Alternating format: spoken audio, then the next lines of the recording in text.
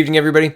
It wouldn't be Friday night without a whole bunch of news dumped. This was dumped early this morning, but still, Fridays are typical days to get rid of a lot of heavy news because people don't want to pay attention to the news on the weekend. They just go about their business and check things on Monday. And if nothing's gone crazy, then the world moves on. And that's how they bury news. Anyway, so here's the news. Election Canada will use AI to fight disinformation on social media. The head of Elections Canada won't guarantee that Canada's next election will be safe from online disinformation campaigns, but he says he's confident his agency can limit their influence. Stéphane Perreault, Canada's chief electoral officer, explained one of the latest measures Elections Canada plans to use to protect the electoral process. We are currently purchasing listening tools, and the purpose there is not to listen to particular conversations, and we're not interested in who says what. But there are tools that use artificial intelligence to gather information about what's being said about the electoral process on social media, Perreault told the Committee on Access to Information, Privacy and Ethics. And we have keywords that we use to monitor social media to allow Elections Canada to respond quickly if there's disinformation being put out there, Perreault said. But it says, respond quickly if there's disinformation, being put out there, Perreault said. So, a lot could be put in that ... That's a really shady ... I wish we had the whole press to read or to watch or something, but I couldn't find it. I didn't look hard, but I didn't find it. There's a lot of news. I've got to get to that too. So sorry about that. Back to the article. Quote, I'm quite optimistic about the integrity of the next election, Perreault continued. We can't be overly confident and we have to be alert, and we are taking measures to deal with the challenges. The head of Elections Canada also said he'll be meeting with federal parties to discuss best practices ahead of the election and presented a hypothetical situation they'll discuss. Quote, what happens if a party receives a tantalizing offer about hacked information about the adversary party, and they're going to jump on that offer? Or are they going to agree not to share it? Or who are they going to call? And how are we going to deal with those scenarios, Perreault said. He said Elections Canada has also met with the elections agencies on several European countries to see how they've been dealing with attempts to use disinformation to influence elections. Perreault said Elections Canada will absolutely be watching and monitoring the U.S. midterm elections on November 9th. It also meets with provincial electoral agencies several times a year to discuss problems they may be facing. I'm going to skip down a bit. Perreault has been critical of the lack of legislation governing how political parties manage their data. Nothing in the Liberals' electoral reform bill, which is currently making its way through the House of Commons before possibly becoming law before the next election, addresses it either. So there are concerns. The law that they're referencing here does nothing but make things worse, in my opinion. So I mean, it's going to be passed before the next election, but it's not a good piece of legislation. It's something that's going to have to be undone. Another thing they like to drop at dinner time on Friday, federal government extends program to house asylum seekers in Toronto area hotels until January.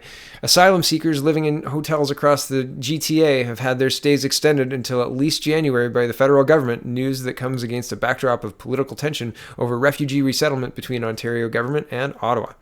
While hundreds of refugees are currently living in Toronto hotels and motels, just 58 people are on the federal government tab. That number has thinned since its high point of 464 in July. Quote, our government has a clear plan to address border crossers, said Marie-Emmanuelle Cadeau, spokesperson for the Minister of Border Security, Bill Blair. Skip down a bit, but the sentiment wasn't shared at the provincial level. Tensions between the federal Liberals and Ontario have been rising since the Ford government demanded $200 million this summer to cover the cost of resettling the thousands of asylum seekers who illegally crossed the Canada-U.S. border. Skipping down again, quote, the system as it is right now is broken. The federal Liberals have no credibility because they haven't been able to fix it, Ms. McLeod told the Globe and Mail. Ms. McLeod said in Toronto, approximately 40% of shelter occupants are refugees. The claim was later refuted by the Immigration Minister, Ahmed Hassan, who said the shelter system does not collect statistics based on status. Speaking on CBC's Power and Politics, Mr. Hassan said the Ontario Minister has not engaged with Ottawa in trying to move asylum seekers away from Toronto. Canadians expect all orders of government to work together when we have challenges, he said. The province of Ontario chose to walk away. Okay, he's politicizing this problem that his government created. And Ontario is not walking away. They're saying, you started this problem. We are currently paying for this problem, and the bill is currently $200 million, and let's go and pay. And they're trying to politicize this. That's incredible. Back to the article. The hotels were supposed to be a temporary solution with all individuals and families housed elsewhere by the end of September. The program was extended for the first time in October, adding another 2 to 4 weeks to the federal government's tab. Ontario withdrew its support for resettlement of asylum seekers in July, with Premier Doug Ford saying Ottawa created the problem and should bear the full burden of fixing it. The former provincial Liberal government had pledged cooperation in handling the influx of asylum seekers, promising up to $3 million to help manage 800 temporary spaces in dormitories. The municipal program has grown by 648 hotel beds since April alone, according to City Material, in response to increased demand for shelter. So the federal government is MIA. They're not paying for more than 48 people, it says. And the City of Toronto Municipal and the province of Ontario has to pick up the tab. Unbelievable. So here is Maxime Bernier tweeting out on the Global Compact on migration. And it's an 8-part tweet, so I will read it out. Here we go. 1.